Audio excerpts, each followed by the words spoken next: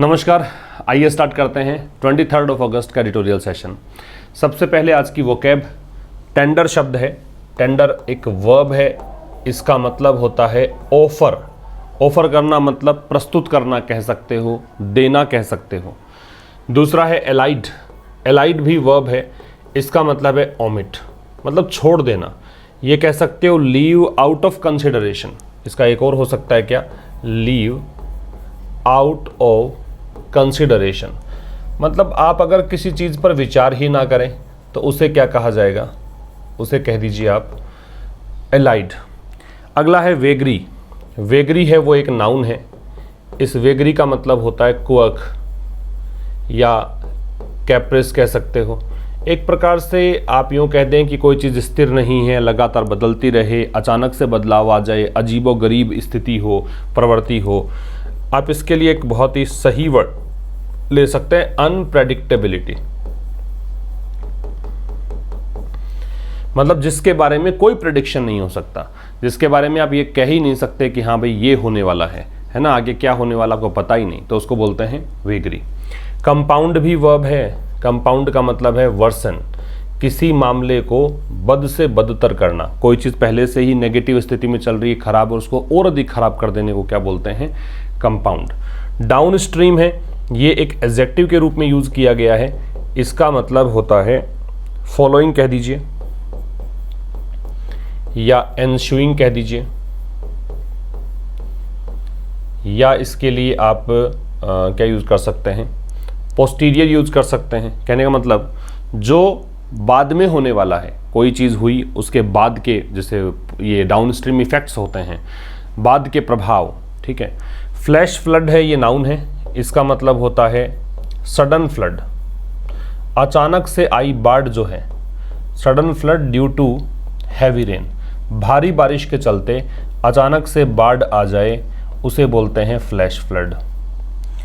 और बोर्ड है, ये वर्ब है। इसका मतलब है फोरटेल कह सकते हो, पूर्व संकेत देने को बोलते हैं, या फिर आप इसे क्या कह सकते हैं, फोरटेल के स्थान पर आप इसे कह सकते हैं फोरबोर्ड कह सकते हो। पोर्टेंड लिख दीजिए, पोर्टेंड लिख सकते हैं, ठीक है। कहने का मतलब पूर्व संकेत देना। और अब इसमें आगे लिखा होता है बोर्ड वेल, तो अच्छा संकेत होना, शुभ संकेत होना, ऐसे इसका स्क्रीनशॉट आप ले सकते हैं। इसका पीडीएफ आपको सुबह प्रोवाइड करवा दिया जाता है टेलीग्राम चैनल पर, लिंक डिस्क्रिप्शन में है। वैसे आशीष क्लासेस के नाम से ही टेलीग्राम चैनल है, आशीष क्लासेस के नाम से ही हमारा एप्लीकेशन, एंड्रॉयड एप्लीकेशन है, वहाँ पर तमाम प्रकार के पेड कोर्सेज आप एक्सेस कर सकते हैं। अभी एक नया सीरीज़ मैंने स्टार्ट किया है और इसमें हम फ्री में पूरी इंग्लिश कवर कर लेंगे। यूट्यूब पर ही आप कहीं पर भी बैठे हों, आपको कहीं कुछ पैसा देने की आवश्यकता नहीं है, पूरी इंग्लिश कवर हो जाएगी। ग्रामर मैंने स्टार्ट किया है, पहला वीडियोज़ आ चुका था मॉर्निंग में, वो आपने ज़रूर देख लिया होगा, और अब नेक्स्ट वीडियो कल आपको मिल जाएगा, ठीक है। लंबी क्लासेस होंगी, बढ़िया से जीरो लेवल से एडवांस लेवल तक की अप्रोच लेकर हम चलेंगे, पूरी चीज़ें सीखेंगे। बस आपको एक ही काम करना है, अच्छे से वीडियो देखना है, पूरा वीडियो देखना है, और रेगुलर बेसिस पर नोट्स बनाने हैं। और जब भी आप नेक्स्ट सेशन में आते हो उससे पहले उनको रिवाइज करके आना है। आपकी इंग्लिश मैं यहाँ पे करवा दूंगा, कहीं घबराने की आवश्यकता नहीं। कोई भी एग्जाम की आप तैयारी करते हो, इंग्लिश आपकी यहाँ से तैयार हो जाएगी। अब देखिए स्टार्ट करते हैं आज का session. Factoring in the risk का मतलब क्या है। सबसे पहले एक फ्रेजल वर्ब यहाँ पे है फैक्टर इन। इसका मतलब होता है या तो इंक्लूड, शामिल करना कह सकते हो, या फिर इसका मतलब है कंसिडर समथिंग, किसी चीज़ के बारे में सोचना विचारना कह सकते हो। तो या तो कोई चीज़ को आप इंक्लूड करें, आप कोई चीज़ कैलकुलेट करना चाहते हैं, किसी चीज़ के प्रभाव दुष्प्रभाव देखना चाहते हैं, उसमें आपने कुछ फैक्टर्स को इंक्लूड कर लिया तो वो फैक्टर इन है, ठीक है। या फिर उसके बारे में सोच विचार कर रहे हैं, कंसीडर कर रहे हैं, तो फैक्टर इन है। तो फैक्टरिंग इन द रिस्क का मतलब है खतरों को जो मतलब शामिल कर रहे हैं, खतरों के बारे में सोच रहे हैं आप कि कौन कौन से रिस्क हो सकती है। ये मानसून के चलते इस बार भारी बारिश हुई है, हमारे राजस्थान के अंदर भी काफ़ी ज़्यादा बारिश है, एमपी में तो हालात बहुत ख़राब हैं, है ना, हिमाचल प्रदेश में हालात बहुत ख़राब हैं। तो इस प्रकार से उसी के बारे में चर्चा यहाँ पे की गई इस एडिटोरियल में। तो ये करते हैं स्टार्ट। पहला वर्ड आपने डाल लिया होगा, फैक्टर इन एक फ्रेजल वर्ब है, इसका मतलब इंक्लूड करना है या कंसीडर इन्फॉर्मेशन कह सकते हो, किसी सूचना के बारे में सोच विचार करना है।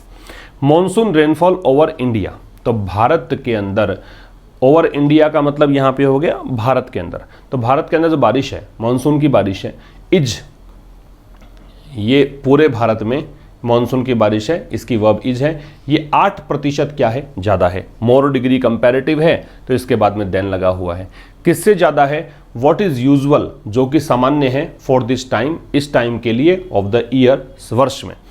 तो साल में, एक साल के अंदर इस समय पर जो होने वाली बारिश हो सकती है उससे 8% ज़्यादा पूरे भारत में बारिश हो चुकी है अब तक।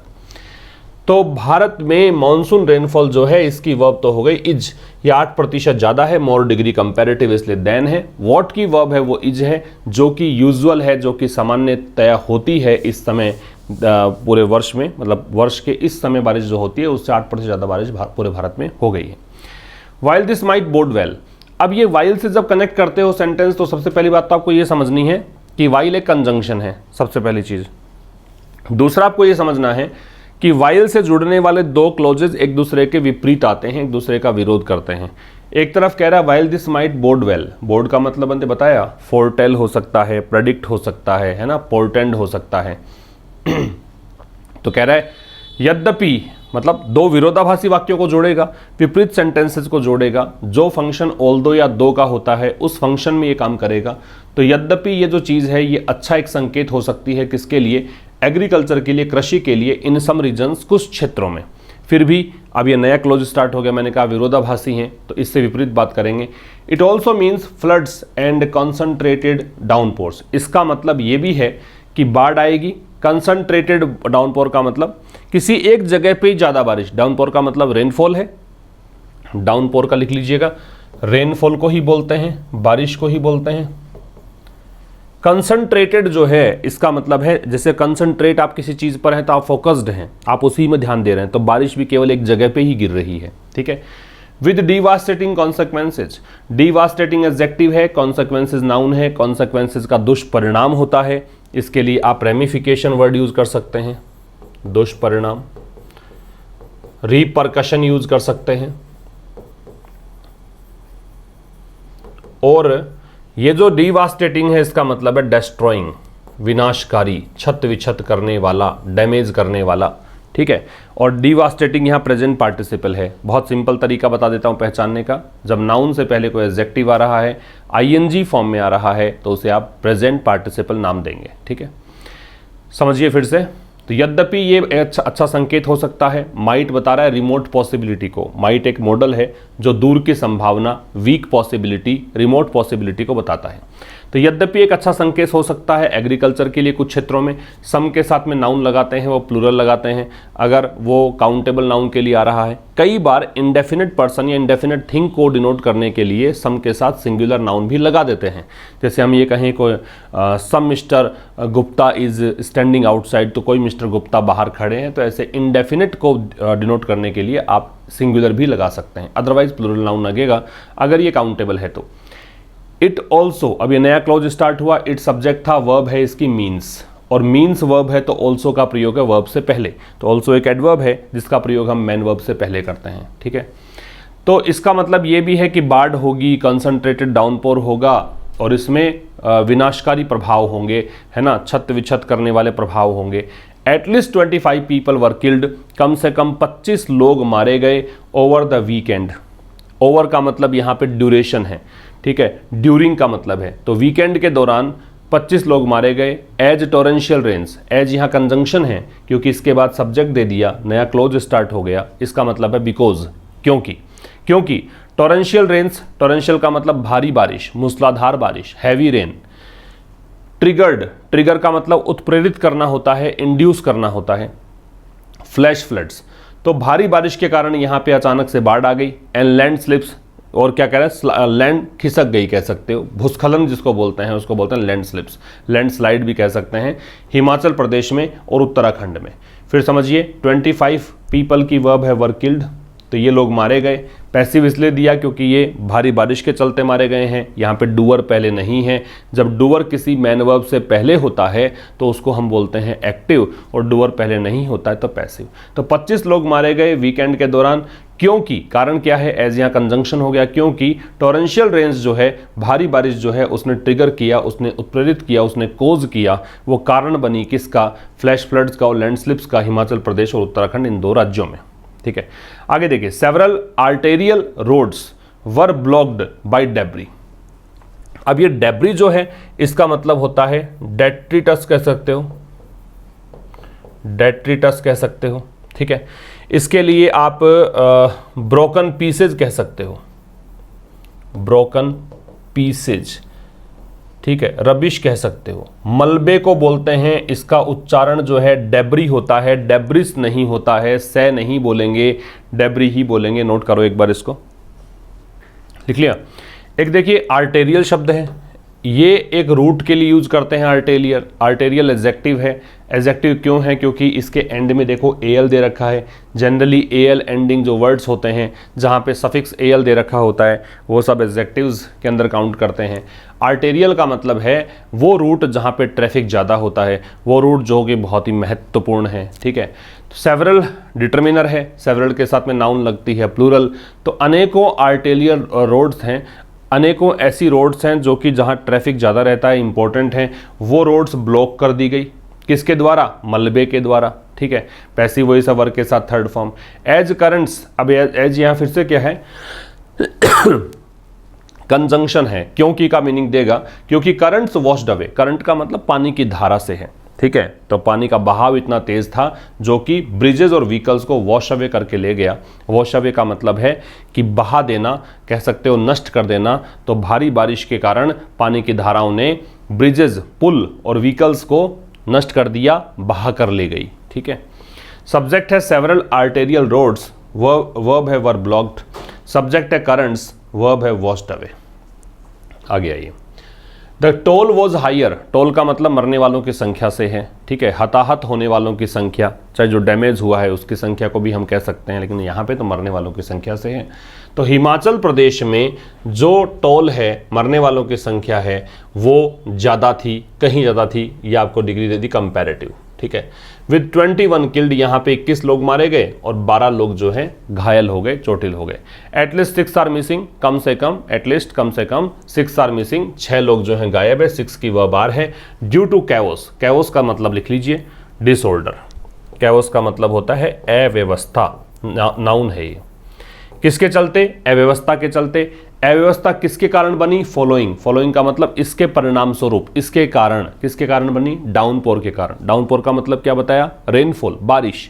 ठीक है, तो ये जो टोल था, ये जो टोल है, द टोल की वर्ब है वॉज। ये हिमाचल प्रदेश में ज़्यादा था।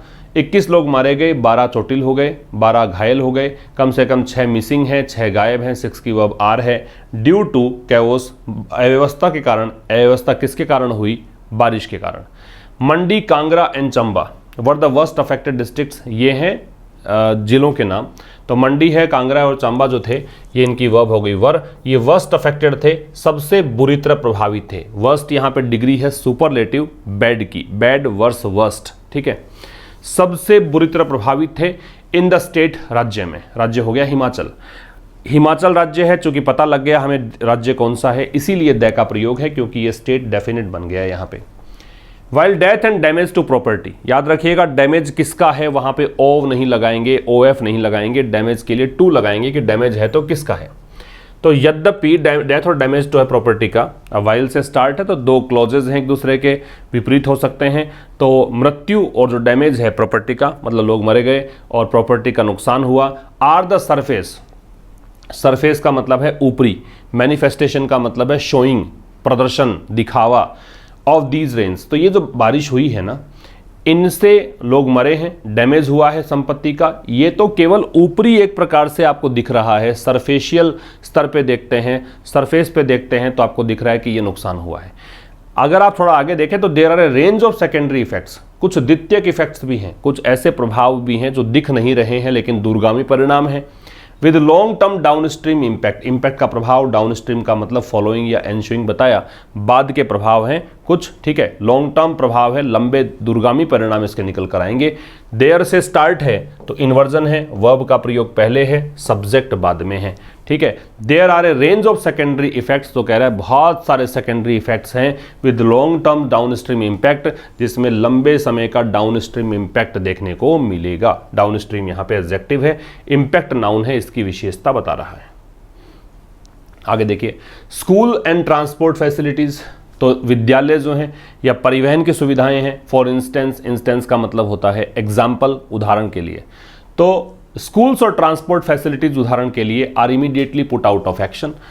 इमीडिएटली मतलब तुरंत, put out of action, put मतलब आर पुट, रख दी गई हैं, आउट ऑफ एक्शन मतलब अब काम नहीं कर रही हैं, स्कूल बंद है, ट्रांसपोर्ट फैसिलिटीज ठप हैं, इसका मतलब ये है। लीडिंग टू, लीड टू का मतलब होता है रिजल्ट इन, मतलब इसका परिणाम क्या निकला है, इसका परिणाम निकला है लॉस ऑफ प्रोडक्टिव आवर्स। तो प्रोडक्टिव आवर्स जो होते हैं, प्रोडक्टिव आवर्स का मतलब जिन घंटों में हम सबसे ज़्यादा काम करते हैं, सुबह सुबह का रश आवर होता है, बच्चे स्कूल जाते हैं, हम लोग ऑफिस के लिए निकलते हैं, तो ये जो प्रोडक्टिव आवर्स जो हैं ये इनका लॉस हो गया है, इनका नुकसान हो गया है, ठीक है।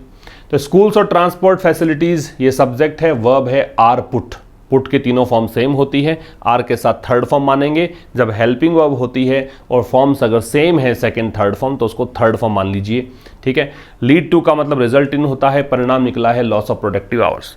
कैटल एंड सैपलिंग्स, कैटल का मतलब होता है मवेशी, कैटल का याद रखिएगा नाउन है प्लूरल, कैटल है वो कैसी नाउन है, प्लूरल नाउन है, याद रखिए, दिखती सिंगुलर है, होती प्लूरल है, इसके साथ वर्ब भी प्लूरल लगेगी। सैपलिंग जो है इसका मतलब छोटे पौधे होते हैं, स्मॉल प्लांट्स को बोलते हैं। तो मवेशी हैं और छोटे पौधे जो हैं आर लेफ्ट टू पेरिश, वो आर लेफ्ट, लेफ्ट लीव की थर्ड फॉर्म है, आर लेफ्ट मतलब पड़े हुए हैं, टू पेरिश मतलब नष्ट हो गए हैं कहने का मतलब। तो मवेशी मारे गए हैं, छोटे जो पौधे हैं वो नष्ट हो गए हैं। पेरिश का मतलब होता है डेस्ट्रॉय, पेरिश का मतलब क्या है, डेस्ट्रॉय, तो ये तबाही का मंजर है हर तरफ।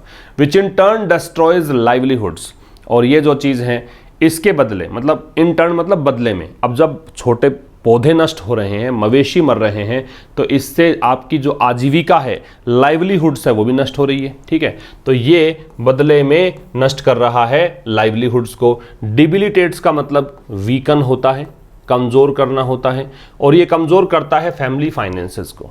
फैमिली फाइनेंसेस मतलब परिवार की जो वित्तीय गणित है वो गड़बड़ा जाती है। एंड स्ट्रेंस, स्ट्रेंस का मतलब दबाव डालता है, प्रेशराइज करता है the finances of the state exchequer. Exchequer का मतलब होता है कोफर, खजाना, फंड, ठीक है। और जो सरकारी खजाना है उस पर दबाव डालता है, उसके वित्त पर असर डालता है, ठीक है। सब्जेक्ट था कैटल एंड सैपलिंग्स, वर्ब है आर लेफ्ट, सब्जेक्ट है विच आ रहा है इस घटना के लिए, जो ये पेरिश हो गए, इस पूरे क्लोज के लिए, पूरे उपवाक्य के लिए लगाना हो कोई रिलेटिव प्रोनाउन तो याद रखिएगा विच ही आएगा। इसकी वर्ब है वो डेस्ट्रॉयज है। आगे देखिए, the monsoon compresses around 75%। Compress का मतलब क्या है, छोटा कर देना, शॉर्ट कर देना, दबा कर कम कर देना। तो मॉनसून जो है, अब ये मॉनसून अब की बार वाले मॉनसून की बात कर रहा है क्योंकि दय लग रखा है, जिसकी हम चर्चा करते आए हैं उसी की चर्चा है। मॉनसून कंप्रेसेस अराउंड, लगभग 75% भारत की जो एनुअल रेनफॉल है वो 4 महीने में कंप्रेस करता है। मतलब कहने का मतलब पूरे भारत में जो बारिश होती है पूरे साल भर में, उसको मॉनसून 4 महीनों में कंप्रेस करता है। कौन से महीने हैं, जून, जुलाई, अगस्त, सितंबर, इन 4 महीनों में पूरे साल की बारिश हो जाती है मॉनसून जब आता है, ठीक है। एंड अनइवनली वाटर्स, अनइवनली का मतलब असमान रूप से, वाटर्स का मतलब यहाँ पे है पानी का वितरण हो जाता है। बारिश के कारण जल स्तर जो है अलग अलग जगह पे अलग अलग तरीके से प्रभावित करता है। The countries highly diverse terrain, terrain का मतलब क्या है, टेरेन का मतलब है क्षेत्र। डाइवर्स क्या है, डाइवर्स का मतलब है भिन्न भिन्न। तो देश का जो बहुत ज़्यादा डाइवर्स टेरेन है, देश का बहुत ज़्यादा अलग अलग तरीके का क्षेत्र है, वहाँ पर इससे प्रभाव पड़ता है। मॉनसून की वर्ब है वो कंप्रेसेस है, ठीक है। अनइवनली है ये एडवर्ब है, वाटर्स यहाँ पे मैन वर्ब की तरह काम कर रहा है ना, पानी प्रोवाइड करना ये कह सकते हो। It is therefore inevitable. Inevitable का मतलब होता है अपरिहार्य, जिससे हम बच नहीं सकते हैं, अनअवॉइडेबल कह सकते हो। तो इनएविटेबल का लिख लीजिएगा मीनिंग, इनएविटेबल बराबर है अनअवॉइडेबल, अपरिहार्य, अनअवॉइडेबल, अपरिहार्य। ठीक है, तो कह रहा है इसीलिए ये इनएविटेबल है, ये अपरिहार्य है। That some sports are far more vulnerable. Vulnerable का मतलब है एट रिस्क, जो खतरे में है। तो ये अपरिहार्य है, इस बात से तो हम बच ही नहीं सकते कि कुछ स्पोर्ट्स जो हैं वो फार मोर वल्नरेबल हैं, मतलब कुछ ऐसे स्थान हैं जो बहुत ज़्यादा क्या हैं, रिस्क पर हैं। And bear a disproportionate impact of climate fury. Fury का मतलब होता है एंगर, फ्यूरी का मतलब होता है गुस्सा। तो डिसप्रपोर्शनेट मतलब इम्बैलेंस तरीके से, गैर अनुपातिक तरीके से, सही अनुपात में नहीं बटा हुआ। ठीक है, इंपैक्ट का मतलब प्रभाव, क्लाइमेट फ्यूरी का मतलब जलवायु की जो ये क्रूरता है, जलवायु की जो ये इंटेंसिटी है, ये जो उग्रता है, उसकी बात कर रहा है। तो इट की वर्ब तो साहब है इज, देयरफॉर होता है कंजंक्शन, और इलेटिव कंजंक्शन होता है परिणाम बताने के लिए आता है। तो कह रहा है इसीलिए ये इनएविटेबल है, अपरिहार्य है, इस बात से तो आप बच ही नहीं सकते कि कुछ जगह ऐसी हैं जो रिस्क पर हैं। ठीक है, कुछ स्पोर्ट्स ऐसे हैं, सम स्पोर्ट्स की वर्ब है वो आर है, सम यहाँ डिटर्मिनर है, स्पोर्ट्स यहाँ नाउन है। तो कुछ स्पोर्ट्स ऐसे हैं जो फार मोर वल्नरेबल है, कहीं ज़्यादा क्या हैं, वल्नरेबल हैं, कहीं ज़्यादा रिस्क पर हैं, और वो क्या करते हैं, बेयर करते हैं। बेयर का धारण करना, कहने का मतलब वो ग्रहण करते हैं, उनको जलवायु के इंटेंसिटी का सामना करना पड़ता है। ठीक है, a recent report release by Himachal Pradesh department of environment. एक हाल ही में एक रिपोर्ट रिलीज की किसने, हिमाचल प्रदेश के डिपार्टमेंट ऑफ एनवायरनमेंट ने, पर्यावरण एक विभाग जो है वहां का, उसने रिलीज करी एक रिपोर्ट, साइंस एंड टेक्नोलॉजी। ठीक है, तो ये जो डिपार्टमेंट है जो एनवायरनमेंट को देखता है, साइंस टेक्नोलॉजी को देखता है, इस डिपार्टमेंट ने एक हाल ही में एक रिपोर्ट जारी करी है। ये रिपोर्ट अंडरलाइन करती है, अंडरलाइन करने का मतलब हाईलाइट करती है, इस बात पर जोर देती है दैट माउंटेन एरियाज कि जो पर्वतीय क्षेत्र हैं आर हाईली वल्नरेबल, वो कहीं बहुत ज़्यादा वल्नरेबल है, रिस्क पर हैं टू नेचुरल डिजास्टर। और ये वल्नरेबल है किसके कारण, प्राकृतिक आपदाएं, मतलब प्राकृतिक आपदाएं आएंगी तो ये पर्वतीय क्षेत्र हैं सबसे ज्यादा प्रभावित होंगे। कहने का मतलब ये है वल्नरेबल किसके प्रति है, रिस्क किस चीज से है, वहां के लिए टू लगेगा। ठीक है, were development over the years, जहां अभी वेयर आ रहा है पर्वतीय क्षेत्रों के लिए, जहां विकास जो है ओवर द ईयर्स मतलब इन वर्षों के दौरान, ओवर द टाइम का मतलब यहां पे जैसे कहते हैं ना कि धीरे धीरे जो हो रहा है विकास समय के अकॉर्डिंग, हैज कंपाउंडेड, इसने क्या कर दिया है, वर्सन कर दिया है। कंपाउंडेड का मतलब बताया था, बदतर कर दिया है किसको, प्रॉब्लम को। प्रॉब्लम कौन सी है, ये दे लगा रखा है, मतलब प्रॉब्लम ऊपर वाली है। By upsetting the ecological balance, कैसे अपसेट करके, डिस्टर्ब करके, किसको, पारिस्थितिकी तंत्र का जो संतुलन है उसको, ऑफ वेरियस फिजिकल प्रोसेसेस, और किसका बैलेंस, भिन्न भिन्न जो फिजिकल प्रोसेसेस होते हैं, जो भौतिकवादी जो तौर तरीके होते हैं, उनका बैलेंस बिगाड़ के। फिर समझ लीजिए क्या कहना चाहता, रिसेंट रिपोर्ट, वर्ब है अंडरलाइंस, अंडरलाइन का मतलब हाईलाइट करना, माउंटेन एरियाज वर्ब है आर, डेवलपमेंट वर्ब है has compounded.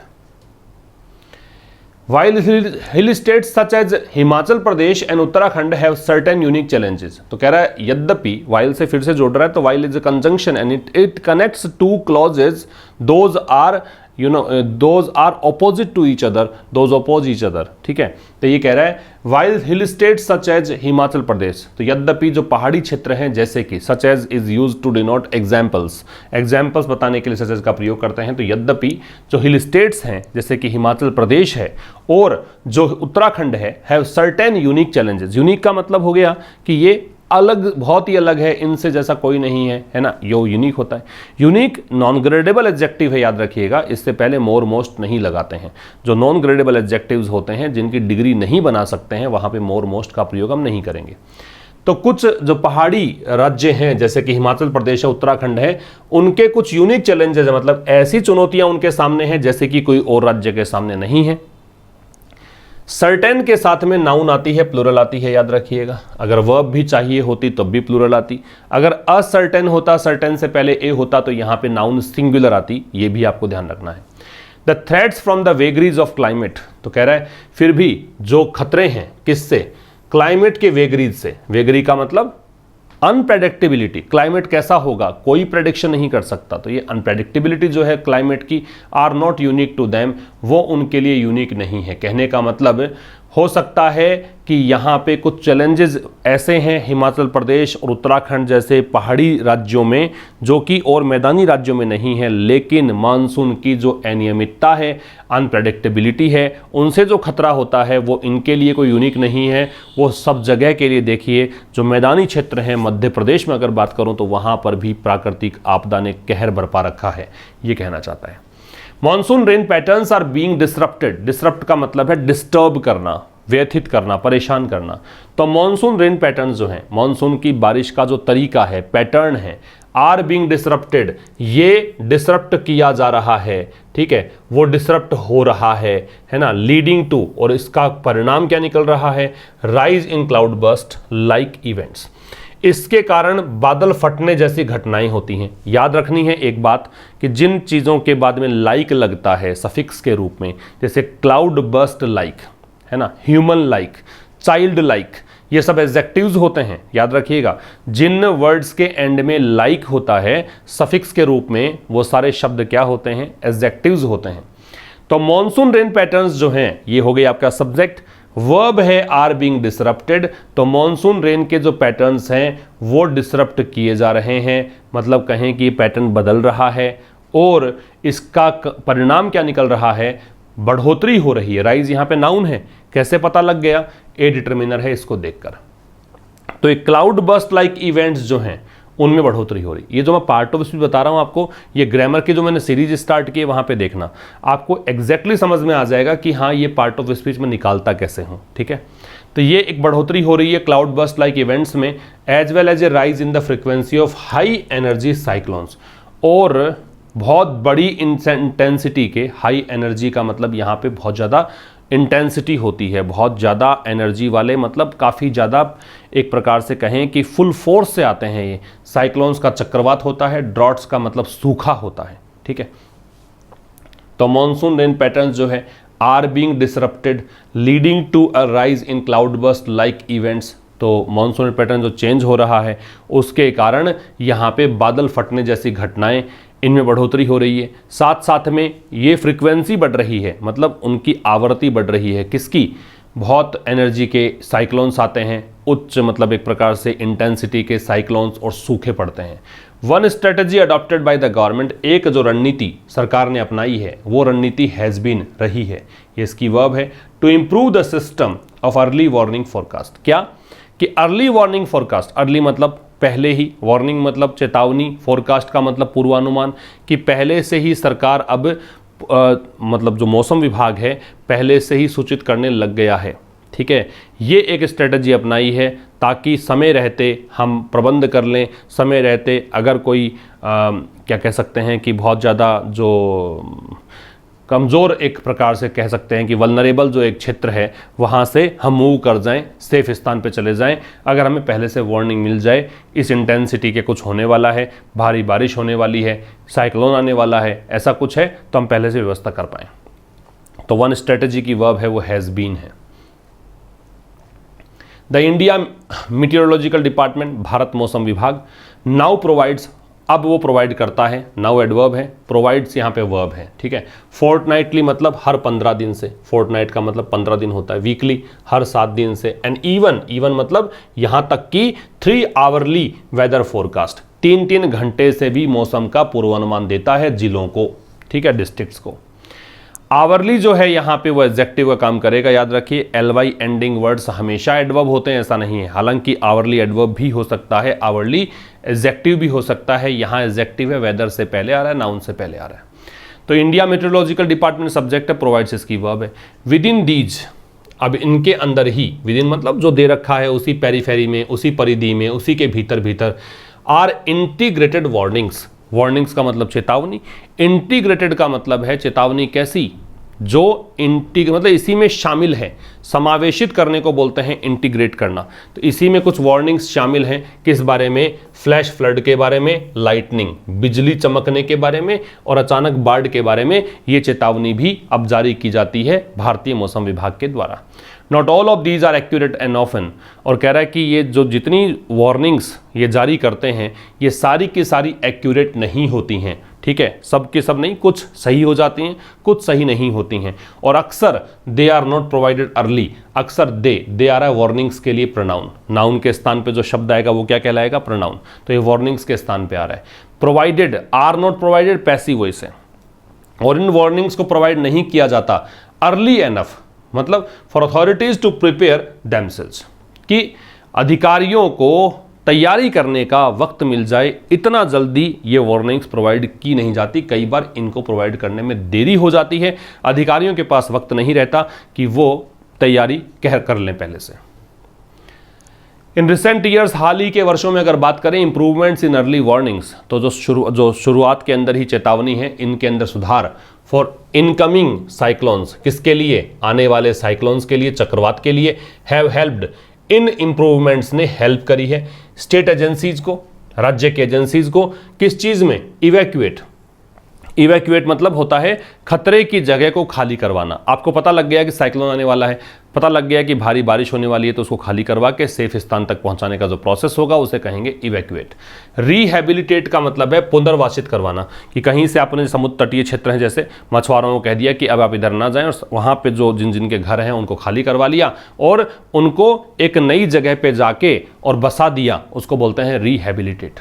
The most vulnerable, ये हो गया सबसे ज़्यादा जो खतरे में है, सबसे ज़्यादा एक्सपोज्ड हैं, but such success has not been observe for floods, लेकिन ऐसी सफलता जो है ऑब्जर्व नहीं की गई है फ्लड्स के लिए, बाढ़ के लिए। तो कह रहे हैं हाल ही के वर्षों में अर्ली वार्निंग्स में सुधार जो हुआ है उसके कारण सहायता मिली है स्टेट एजेंसीज को, किस चीज़ में, कि जो सबसे ज़्यादा खतरे में हैं उनको ये एक जगह खाली करवा लेते हैं, रिहैबिलिटेट करवा लेते हैं, लेकिन ऐसी सफलता देखने में नहीं आई है बाढ़ के लिए, फ्लड्स के लिए, ठीक है। सच सक्सेस की वर्ब है has been observed, passive voice है।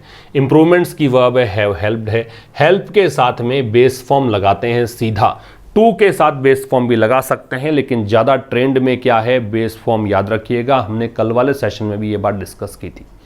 While the inherent risk, inherent का मतलब है नैसर्गिक, जो किसी चीज़ में निहित है, जो किसी से जुड़ी हुई है पहले से ही, ठीक है।